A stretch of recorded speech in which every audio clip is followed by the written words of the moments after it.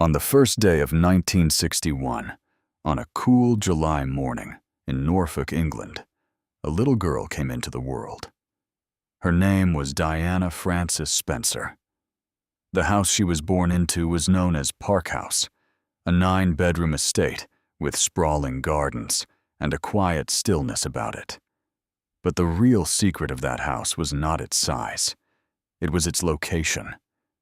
Because Park House sat within the boundaries of Queen Elizabeth's own Sandringham estate.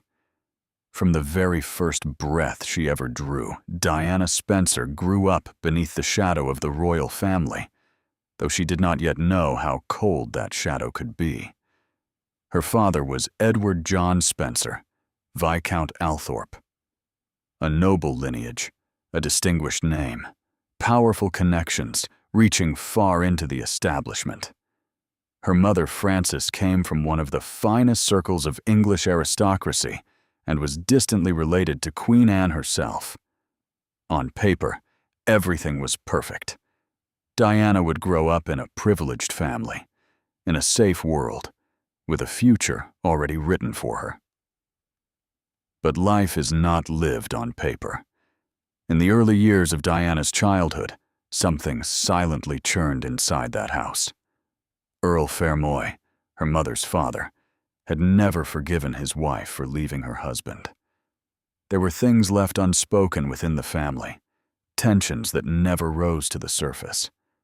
Diana and her 2 older sisters, Sarah and Jane, along with their younger brother Charles, grew up inside that atmosphere. Children are the finest readers of adult silence. Diana read it too. Before she even had the words for it, she understood. And then, one morning, her mother was gone. Diana was 7 years old. The separation wound its way through the courts, dragged on through legal proceedings, filled the pages of newspapers. For a mother to leave her husband for another man was a tremendous scandal in those days. The courts ruled in her father's favor. He was granted custody of the children. Her mother took the name Frances Shand Kidd and slowly faded from their daily lives. For Diana, this was not simply a divorce. It was the world cracking open without warning. It was lying in bed at night, waiting to hear her mother's voice. It was sitting at the breakfast table, staring at an empty chair. A child's mind cannot properly close that kind of fracture. It can only cover it over. And beneath that covering, everything stays exactly as it was. For years. After her sisters were sent off to boarding schools, Diana was left nearly alone in that estate. Her brother Charles was still very small. Her father was a man trying to manage his own grief, emotionally distant in the way that men of that generation often were. Diana grew up with her dog, with the garden, with her own private imagination. She would sit outside for hours, looking up at the trees. She learned loneliness early, but loneliness did not break her. It pulled her inward. Schools changed. Riddlesworth Hall, then West Heath. Diana was not an academic star. She sat the dreaded exams twice and failed them both times. Scholarly achievement was simply not her territory. But she had another kind of talent, one that no grade book could ever measure. She could feel people. She knew when someone sitting beside her was sad, frightened, or quietly falling apart before they had spoken a single word, or even turned to face her. If a friend was crying somewhere in the corridors of West Heath, Diana found her. Her teachers noticed. Her classmates noticed. But it was never written down anywhere. She fell in love with ballet. She danced for long hours, with patience and genuine desire. But at a certain point, her growth simply did not stop. When her height reached 5 feet 8 inches, that dream was closed to her. The world of ballet considered tallness a disadvantage in those days. Diana buried the disappointment and moved on. It did not surprise her.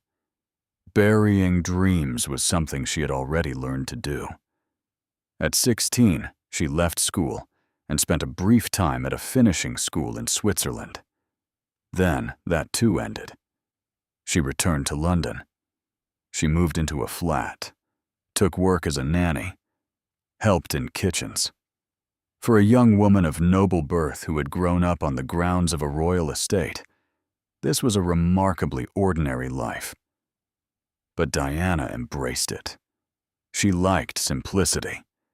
In that small flat, surrounded by her own broken plans, Diana Spencer was trying to hold on.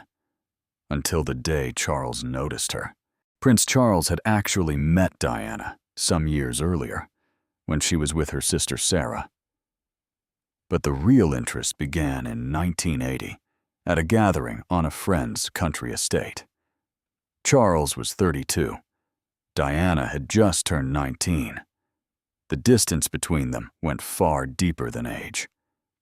Charles had carried on a deep and long attachment to Camilla Shand. Camilla had since married someone else, but Charles had never truly let go. His family and the royal establishment were now pressing him firmly to find a wife, to choose a woman worthy of standing beside the future king. Diana fit the requirements. Young, aristocratic, inexperienced, quiet and composed in public, apparently obedient. That was what the palace wanted. The engagement was announced in February 1981. Diana was only 20 years old. Reporters asked the obvious question, "Are you happy?" Diana laughed. "Yes, of course," she said. "Are you in love?" And in that moment, in that simple question, something moved across Diana's face. Something very brief. Charles answered quickly. "Yes, of course," he said. "Whatever love means. Whatever love means." Nobody paid that sentence enough attention. On the 29th of July, 1981, the world's largest wedding took place. 750 million people sat before their televisions. They watched white silk flow into St. Paul's Cathedral. Diana walked that long aisle in a gown with a 25-foot train. The world watched and was dazzled, but nobody saw what was happening inside the young woman walking down that aisle. After the honeymoon, palace life began, and Diana very quickly understood something. The fairy tale looked beautiful from the outside. Inside, it was cold, rigid, and governed by rules. Which fork to use, where to sit, how to smile, how much to speak, who to look at. Everything had a rule, and Diana had to learn all of them very quickly, because there was no room for error. Charles was there beside her, but not really. He spent his hours alone, reading, fishing, walking in the hills. They had very little in common. Diana loved pop music. Charles found it meaningless. Charles could talk for hours about philosophy, architecture, the history of art. Diana wanted something much simpler. If someone had just looked at her and asked, "How are you today? How are you really?" that might have been enough. But no one ever asked. In 1982, William was born. Diana threw herself into motherhood, perhaps clinging to something real for the very first time in her life. Her son seemed to bring her back into existence. Even in the cold corridors of the palace, she sat on the floor with him. And when she watched those small hands learning to crawl, she laughed. Truly laughed. 2 years later, Harry arrived. Diana was now the mother of 2 boys, and she approached both of them with the same warmth, the same fierce protectiveness. But inside the marriage, something was quietly rotting. Bulimia came. silently, without anyone noticing. Diana would eat, and then purge what she had eaten. This was not simply a physical illness. It was the bodily language of trying to fill an inner emptiness and then trying to destroy it. There were periods of self-harm as well. She spoke of these things years later, without letting her voice tremble, perhaps because speaking was its own kind of release. "I had bulimia," she said. "There were times I harmed myself," she said. "I asked for help, and help did not come." The palace did not welcome these confessions. The palace had always preferred the appearance of perfection over the pain of truth. The media never let her alone. Diana had become one of the most photographed women in the world. Paparazzi followed her every day, hunting for something in every appearance, every glance, every expression. When she laughed, when she cried, when she looked tired, everyone wanted a piece of her, but no one was genuinely asking her, "How are you? How are you really?" In 1992, the separation was announced. That same year, Andrew Morton's book, Diana, Her True Story, was published. Diana had spoken to Morton. She had told him everything. The marriage, the loneliness, the illness, the betrayal, the quiet shattering that had happened inside palace walls. The palace was horrified. The royal family was furious. But the public listened, and the public believed her, because the voice in that book did not belong to a cold royal announcement. It belonged to a real person who had suffered. In 1995, her television interview with Martin Bashir on the BBC was watched across the entire world. Diana sat before the camera and spoke calmly. "There were 3 of us in this marriage," she said. She spoke of the storms she had lived through, the hurt, the loneliness. And that night, millions of people watching their televisions did not see a princess. They saw a wounded woman. The divorce was finalized in August 1996. Diana lost her official title of princess. In the eyes of the palace, perhaps she was now less.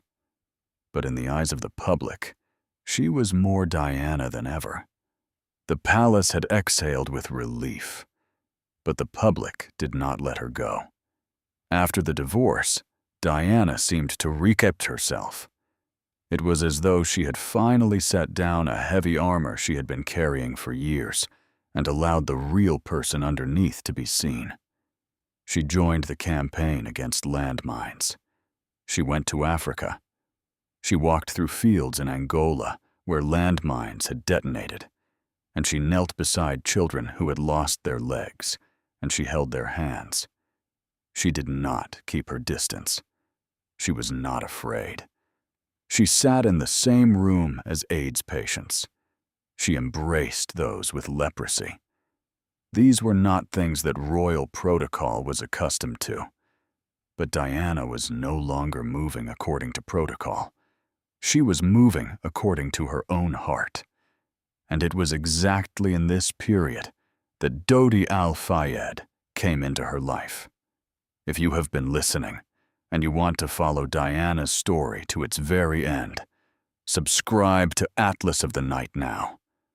Every night we bring you another world to drift into. Mohammed Al-Fayed was the owner of one of London's most celebrated luxury department stores, Harrods. An Egyptian billionaire with wealth, influence, and enormous reach. A man who had spent years trying to be accepted into the upper circles of English society, but who had never been fully welcomed inside. His son Dodi was a film producer, someone accustomed to living across the world's great capitals, polished, at ease, with a certain magnetism about him. In the summer of 1997, Mohammed Al-Fayed invited Diana and her sons on holiday. Diana accepted. They spent those days on Al-Fayed's yacht, off the coast of Saint-Tropez. Dodi was there. They talked, they laughed, they sat together in the sun. Paparazzi circled the yacht from a distance, shooting through long lenses. The photographs that spread around the world showed something different on Diana's face. Not fatigue, not tension. She looked lighter, as though something had been briefly lifted. When the holiday ended, Diana returned to London alone. But not long afterward, Dodi called and invited her to Paris. This time, it would be just the two of them. August 30th, 1997. Saturday. Paris. Diana and Dodi arrived by private jet from Sardinia. When they landed at Le Bourget Airport in the afternoon, the paparazzi were already there. The sound of the engines, footsteps on the tarmac, flashes popping one after another. Diana had been accustomed to this for years. She was tired of it, but she smiled anyway, turned briefly, and quickened her step. Their first stop was the Villa Windsor, a historic mansion sitting at the edge of the Bois de Boulogne on the southwestern side of Paris. This was where King Edward VIII had once lived after his abdication, together with Wallis Simpson. Over the years, it had fallen into neglect and lost its former grandeur. Mohammed Al-Fayed had purchased the property and meticulously restored it. According to whispers, he had been preparing it as a possible home for Diana and Dodi. A house, a beginning, or perhaps a quiet message. Diana walked through the rooms, high ceilings, wide windows, long corridors that looked out over the garden. What she was thinking in those moments, no one knows. Maybe she thought about the house's story. Would a king give up a throne for the woman he loved? Or would he give up love to keep the throne? Or perhaps she wasn't thinking anything at all. Perhaps she was simply walking. From there, they went to Dodi's apartment. It was near the Champs-Élysées, in one of the most beautiful neighborhoods in Paris. They had planned a quiet afternoon, a little rest, a little breathing room. But the paparazzi had already surrounded the building. For dinner, they had chosen Chez Benoit, one of the most well-known bistros in Paris. But before they could even get inside, the flashes started. Photographers waiting at the entrance, curious faces pressed against the glass, the relentless crowd that never left them. Even if they sat down, it would have continued. They had no privacy. Not that night. Not in this city. Perhaps not ever. So they went back to the Ritz, the Paris Ritz. Standing at the very center of the Place Vendôme, one of the most legendary hotels in the world. The gilded establishment that Mohammed Al-Fayed had purchased and returned to its former magnificence, with its gold-adorned salons, hushed corridors, and the feeling of being somewhere entirely removed from the outside world. The street belonged to the paparazzi, to the flashes, and the relentless curiosity. But inside was another world entirely. The moment you stepped through the door, the noise lessened, the city fell behind, and you found yourself wrapped in something that felt like a deep and carpeted secret. Diana and Dodi were brought in through the rear entrance that evening. Unseen, with the crowd left far behind them, they were taken up to the imperial suite. The room was less a hotel suite than a small palace. Gold-framed paintings stood silent on the walls. A faint Paris light filtered through the velvet curtains, and the intricate woodwork gave the whole space a heaviness that seemed to belong to another century, as though everyone who entered there was briefly carried away from the real world. And it was in that room, that evening, that one of the most discussed moments of that night took place. Dodi had slipped out of the hotel briefly that afternoon. He had visited the Rapassi Jewelry Atelier, one of the most distinguished jewelers in Paris. There, He had purchased an extraordinary diamond solitaire ring worth $205,000. A member of the Ritz staff would later recount it. I brought the ring to the suite. The box was sitting in the middle of the room. What was inside that box? A piece of jewelry, or the possibility of an entirely different life? No one can say with certainty. Was it an engagement ring? Had Dodie proposed to Diana? If he had, what had she said? Yes? No? Had she simply smiled without answering? None of these questions have a definitive answer. The answers stayed inside that night and disappeared with it. Diana had called her sons earlier that same day. It was the last phone call she would ever have with William and Harry. William was 15, and he was at Balmoral. Harry was 12. They talked. Diana asked how their day had been. The boys told her what they'd been up to, what games they had played. Perhaps Diana laughed. Perhaps her voice carried that familiar warmth. Perhaps she tried not to let them hear how much she missed them. And then the call ended. Years later, when Harry spoke about that phone call, his voice was unsteady. "I kept it so short," he said. "Because I wanted to go out, my friends were waiting. I will carry the regret of that for the rest of my life." But Diana did not know any of this in that moment. When she hung up the phone, she believed there were still many years ahead. She believed she would hold her children again, that she would see them again, that perhaps the next call would last a little longer. A person does not always know when they are living their last moment. Diana did not know. That evening, dinner was served in the Imperial Suite. Far from the crowds outside, the flashes, the sound of motorbikes. It was a quiet, private, graceful evening. Diana chose the mushroom and asparagus omelet from the menu. There was Dover sole as well, and vegetable tempura. Waiters set the plates down without a sound. Glasses were filled, and in the room only soft voices could be heard, and perhaps here and there a brief laugh. Perhaps they talked about the future. Perhaps they talked about nothing at all. Perhaps they simply wanted to experience, just for a few hours, the quiet peace of hiding from the world. But the world waiting outside was still there. Beyond the hotel's doors, the flashes had not died down. The paparazzi had not left.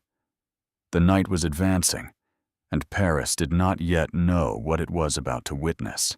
As the hours moved deeper into the night, the crowd outside had not thinned. It had simply grown more patient. The paparazzi stationed at the front of the Ritz were still there. Some leaned against their motorbikes. Some crouched at the edge of the curb with cameras already raised. Long lenses rested on shoulders. Flashes were dormant, but fingers hovered over shutter buttons.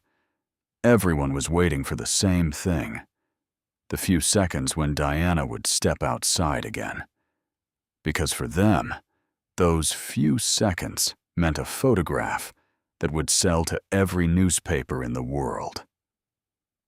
After a while, the decision was made. They would go to Dodie's apartment. They would return there tonight. But leaving through the front entrance was out of the question.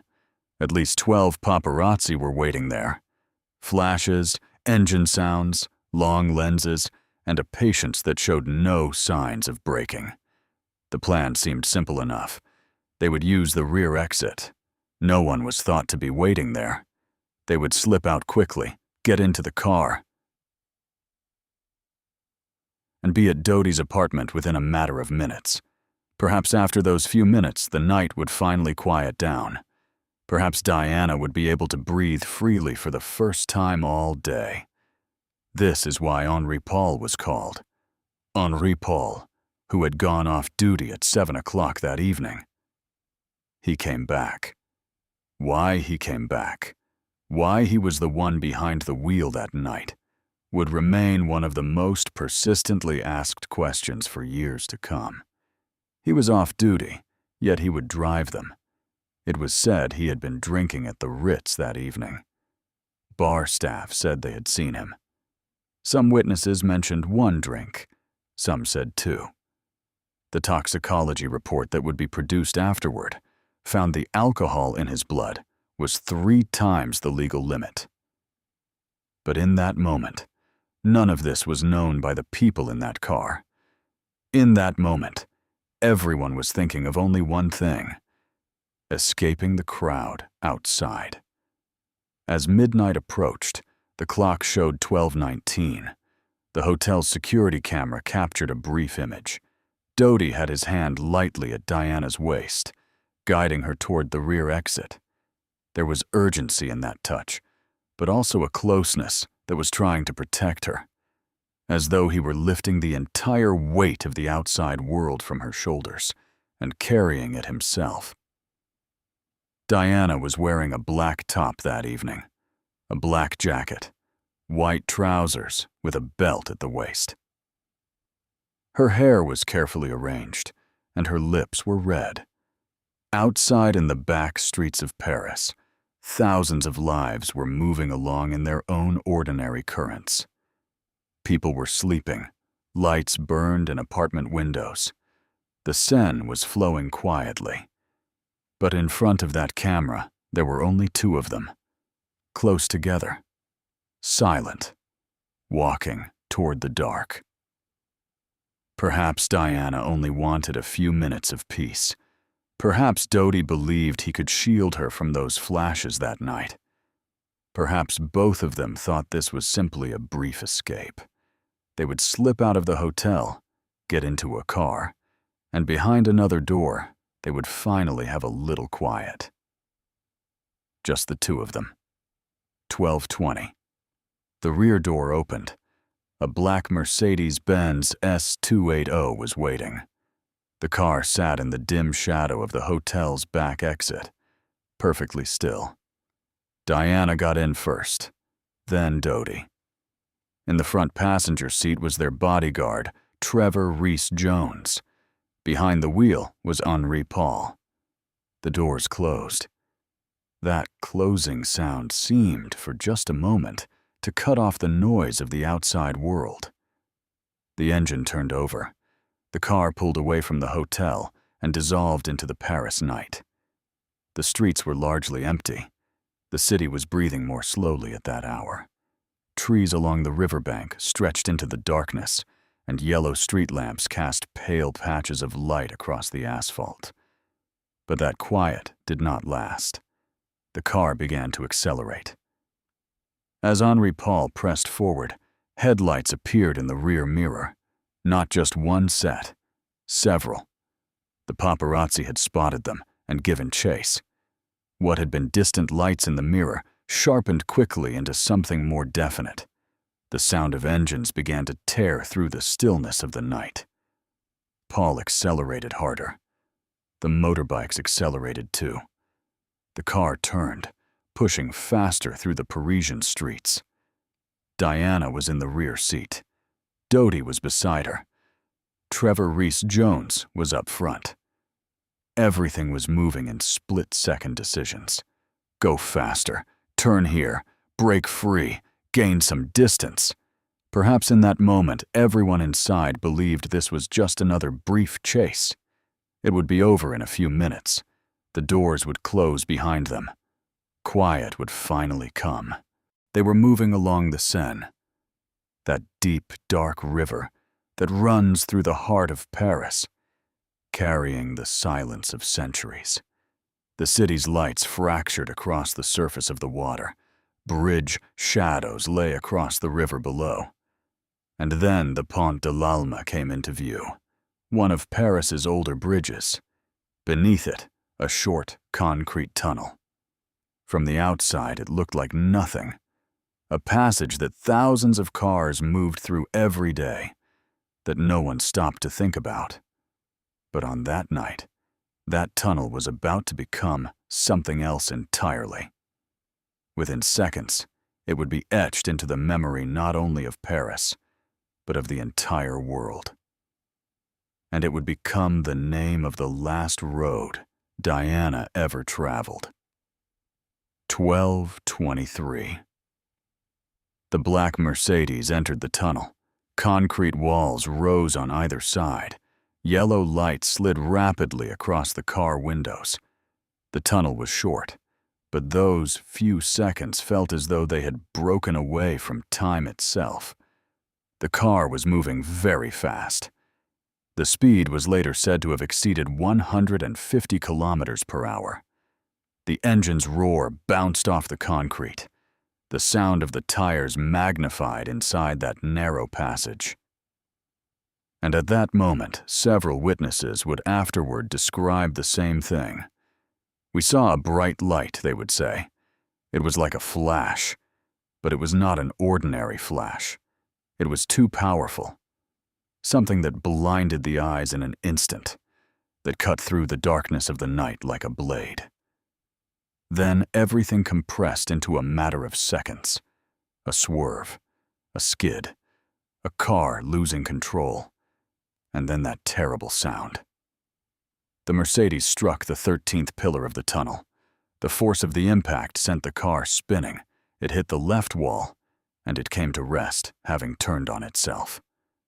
The black car that had been racing forward only moments before was now a shattered mass of metal.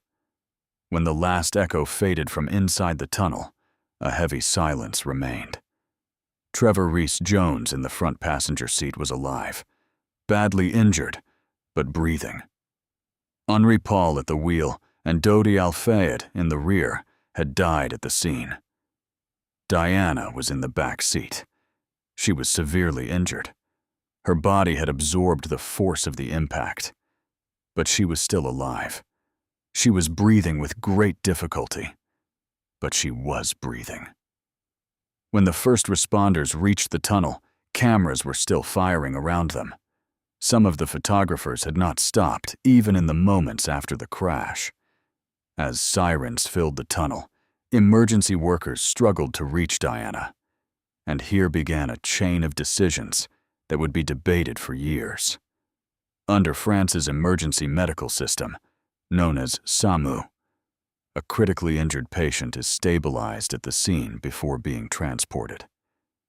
Diana was not moved immediately. For approximately 1 hour, she was treated at the location, beside the car, inside the tunnel. Her blood pressure was falling. Her breathing was weak. There was an internal hemorrhage, invisible from outside, advancing rapidly. A few kilometers away was the Val de Grace Military Hospital. Diana was not taken there. Instead, they set out for the much more distant La Pitié-Salpêtrière Hospital. The ambulance stopped twice along the way. According to official explanations, these stops were for medical intervention. French protocol required stabilizing the patient first, then transporting. But over the years, the same questions were asked again and again. Why was she left at the scene for so long? Why was the nearer hospital not chosen? Why did the journey take as long as it did? Official answers existed, but those answers did not satisfy everyone, and perhaps they never would. It was past 3 a.m. when Diana arrived at La Pitié-Salpêtrière. The surgeons took her straight to the operating theater. The internal bleeding could not be controlled. A major vessel near the lung had torn. The surgeons worked for hours. Everything that could be done was done. But the body no longer had the strength to hold on. 4 o'clock in the morning. 5 minutes past 4. Diana Frances Spencer, 36 years old, was gone. In that moment, it was not simply a heart that stopped in a hospital room. The voice of an era fell silent. The last page of a story closed. The news spread to every corner of the world within minutes. In London, in New York, in Tokyo, in Nairobi, Millions of people heard the same words that morning from their phones, their radios, their television screens. Diana was dead. People froze where they stood, because everyone believed they knew her. Everyone remembered her laugh, the way she tilted her head, the way she touched children, the fragile something behind her eyes when she faced a camera. And now the world had woken up to a loss it was not prepared for. Flowers began to arrive at the gates of Buckingham Palace. A few bouquets at first, then letters, then photographs, small notes, stuffed animals, candles, handwritten farewells. People walked silently, holding flowers. No one spoke loudly. It was as though London's heart had slowed. Within hours, the flowers had passed the palace gates and spread to the edges of the park. Everyone who came was carrying their own version of Diana. Some remembered her holding the hands of children. Some remembered the way she smiled with her eyes cast slightly downward. Some remembered the way she stood before cameras, fragile and strong at once. People set down their flowers, stepped back, and wept. Strangers who had never met one another held on to each other. No one knew what to say. Because some deaths are not personal, yet they touch everyone like their own loss. Diana's death was like that. It was as though the entire country had lost a family member in the same instant. The crowd grew, and then grew more. For days, the area outside the palace became a sea of mourning. The scent of flowers mingled with the trembling light of candles. The wind moved softly through the small notes people had left behind, and the photographs they had placed there looked quietly back at Diana's face. The funeral took place on the 6th of September. Outside Westminster Abbey, there was a river of people. That day, it was not only England that seemed to have stopped. The entire world had. 2.5 billion people watched the funeral on television. The crowd dressed in black, the coffin moving slowly forward, the silence of the palace, and 2 small boys who had no choice but to walk behind their mother's coffin. William and Harry walked behind the casket as the eyes of the world rested on them.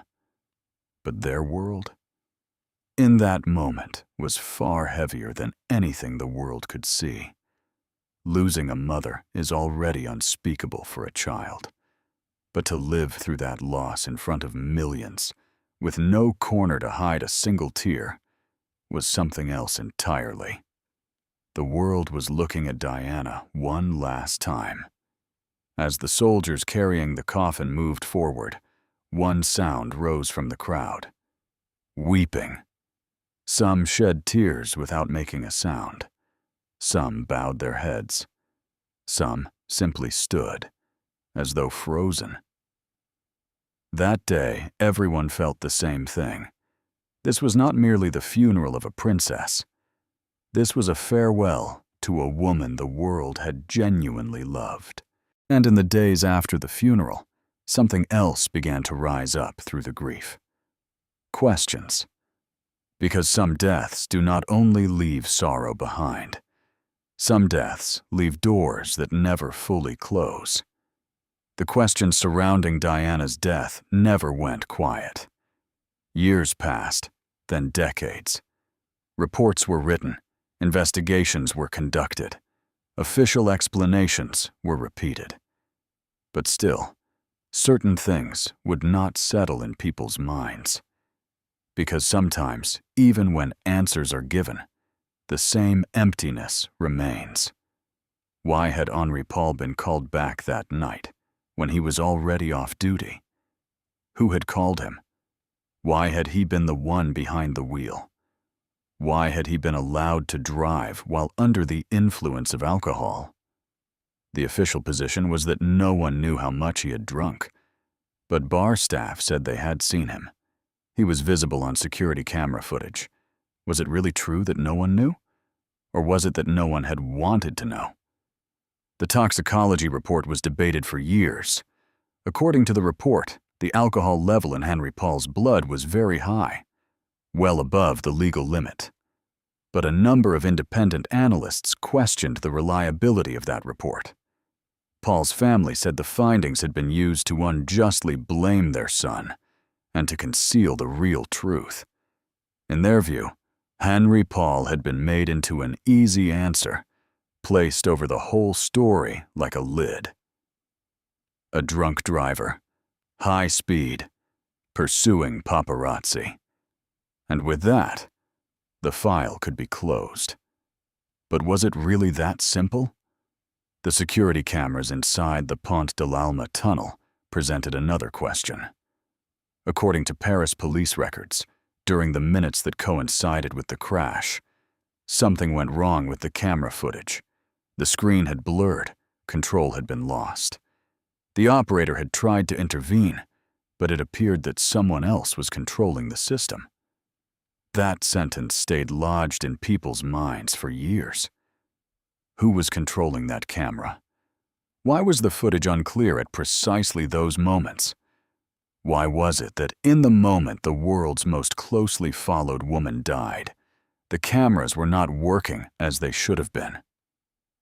Then there was the matter of the light that witnesses described. Several witnesses positioned at different locations, independently of one another, reported the same thing. As the car entered the tunnel, or inside the tunnel, they had seen an extremely powerful light. It did not resemble an ordinary camera flash. It was harder, brighter, something that blinded the eyes in an instant. Some analysts took this testimony seriously. They discussed the possibility that it could have been a specialized device designed to temporarily blind the driver. The official investigation examined this claim, but closed it without reaching a definitive conclusion.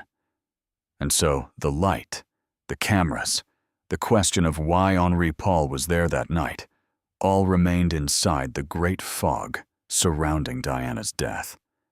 And that fog did not disperse as the years passed. If anything, with each new account, each new testimony, each new doubt, it grew a little heavier. Because Diana's death was not simply a case file. On that night in that tunnel, it was not only a car that was destroyed. A woman's steps toward freedom were cut short before the eyes of millions. And the world continued to quietly whisper the same question. Was it really as simple as it looked?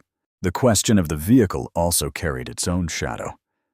It was said that the Mercedes Diana traveled in that night had been switched at the last minute. The originally planned car was a different one. So why was it changed? The official explanation was that the first car had failed to start.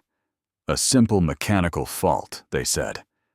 But when a woman who was among the most closely watched in the world was being brought out of a hotel, a last-minute change of vehicle opened a new door in many minds. Was it really an ordinary technical problem, or was there some other preparation in the darkness of that night that no one fully understood? Then came the matter of the ring Dodi had purchased, that diamond solitaire from the Rapazzi jewelry atelier, one of the most distinguished in Paris.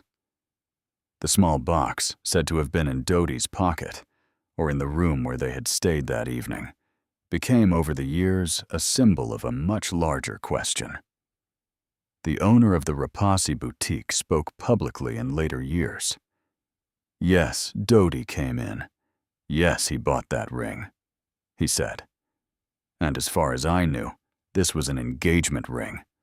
Some witnesses offered accounts that supported this, but voices from Diana's own inner circle told a different story. According to them, marriage was the last thing on Diana's mind. It was even said she had told a friend not long before, "I have no need of marriage. It would look like a rash on my face." So what was that ring? A proposal? A gift? or a possibility that Doty carried inside himself but never quite managed to fully offer Diana. And perhaps the heaviest question of all was the claim made by Mohammed al-Fayed. Doty's father, the former owner of Harrods, spent years making this case publicly. In his view, what happened was not an accident. "My son and Diana were killed," he said. "They were killed by the British security services. The royal family wanted it." With Prince Philip's approval, MI6 carried out the operation. Why? Because he claimed Diana was pregnant. Because he said she and Doty were going to be married. Because for certain people, the idea of the future King of England's mother building a new life with a Muslim man was simply unacceptable. These were very heavy claims, very disturbing ones, and of course the official investigations confirmed none of them. It was stated that no pregnancy hormones were found in Diana's blood. It was said there was no definitive evidence they were planning to marry. A lengthy British investigation eventually concluded that the death was not an assassination, but a tragic accident. A drunk driver, high speed, the pressure of the pursuing paparazzi, a narrow tunnel, and a few seconds of lost control. That was the official account. But the investigation itself was questioned over the years as well, because some witnesses changed their statements. Some documents were said to have been submitted late. Some camera footage was missing. The question of how effectively French and British authorities coordinated with one another never fully resolved itself for everyone involved. Perhaps it really was all coincidence. Perhaps only a sequence of misfortunes falling one upon another. Perhaps what happened that night was a terrible accident brought on by speed, by panic, by the relentless pursuit of the paparazzi. Perhaps. But Diana was not an ordinary person. She was a woman who had entered one of the most powerful institutions of the century, who had told the world what lay behind that institution's cold walls, who had pulled back the palace's mask in public. She had spoken the things they wanted, kept silent. She had shown her own wounds in the very place they wanted to project perfection. And because of that, as long as Diana was alive, she would continue to be an uncomfortable reminder for certain people. Was asking these questions making a conspiracy theory? Or was it simply following the trail of questions that had never been fully answered? Perhaps we will never know. But if history has taught us anything, it is this: power does not love the stories that disturb it. And sometimes the greatest secrets are kept in the shadow of the most official answers. The greatest thing Diana left behind was not a title. It was not her name echoing through palace walls. She left behind 2 sons, William and Harry. They were asleep at Balmoral that night when the world changed. When morning came, their father went to them and told them their mother was not coming back. What they felt in that moment, no one can fully know. Because to feel something like that, you must first believe it. And some truths, when they arrive, tear something out of a person that never quite grows back. William said years later that when he walked behind the coffin at the funeral, there was nothing inside him. "I was just taking steps," he said. "I was just continuing." Harry said he could not accept it for a long time. Because sometimes the mind refuses a truth too heavy for the heart to carry. A person searches for someone they have lost not in their absence at first, but in their habits. You wait for a voice. You wait for a call. You wait for a door to open. Even when that person will never come again, the heart cannot learn this right away. Diana's sons lost their mother not just in a single moment, but across years. In every birthday, every important day, every quiet evening, her absence was there again. The smallest word on Diana's coffin was perhaps the most shattering moment of the entire ceremony. On the top of the casket, in a child's handwriting, was a single word: Mummy. That word was the quietest and heaviest cry of the whole day. The crowd wept.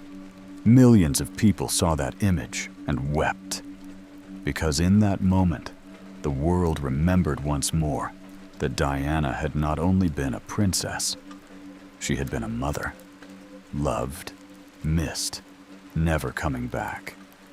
Diana Spencer's life was only 36 years, but those 36 years did not pass like an ordinary life. Her childhood was incomplete. Her youth was marked by pain. Her marriage was hard. Inside the palace, she broke again and again, searching for herself. She was left alone again and again. She was silenced again and again. But inside all of that breaking, one thing remained unbroken: her love for people. It was not a performance. It was not designed for the cameras. It had no political calculation behind it. The woman who knelt in the minefields of Angola was really there, truly kneeling. The hands that held those injured children were real hands. When she sat beside AIDS patients, when she held their hands, she was not simply being the face of a charity campaign. She was going, with her whole heart, to the places people feared, the places people avoided, the places people could not bring themselves to touch. Perhaps that is why the world wept for her. Because you do not weep for queens the way you wept for Diana. You do not weep for symbols like that. To weep like that, the person you have lost must have been real.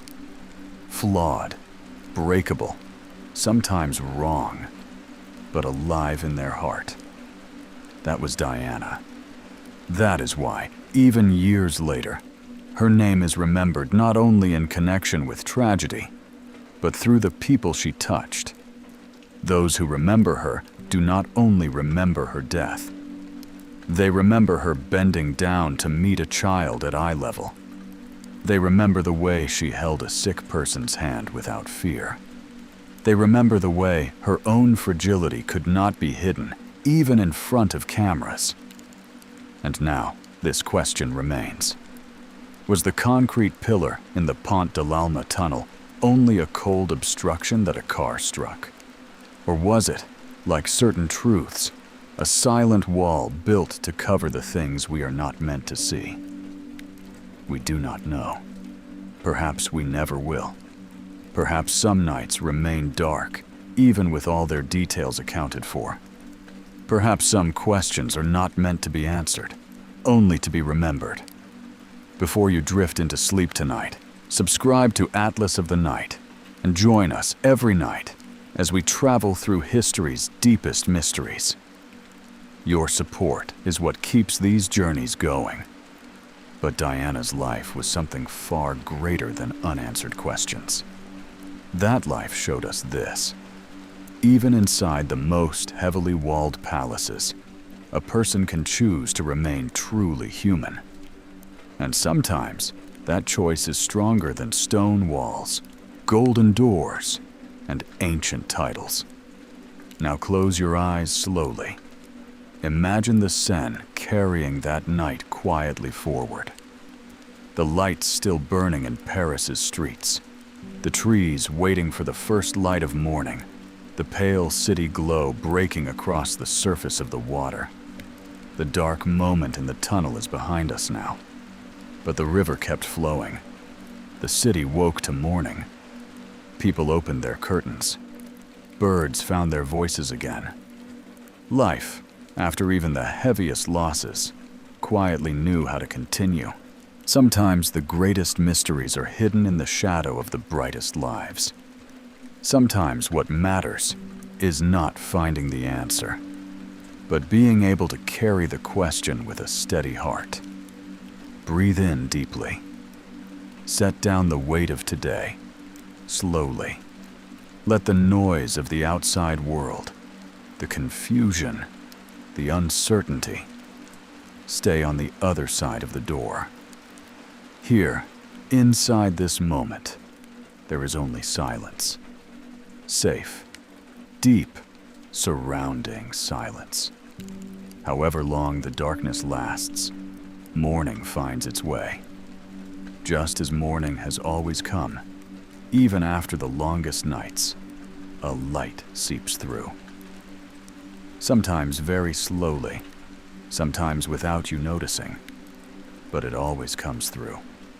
And perhaps tonight, that light begins somewhere small inside you too. Good night.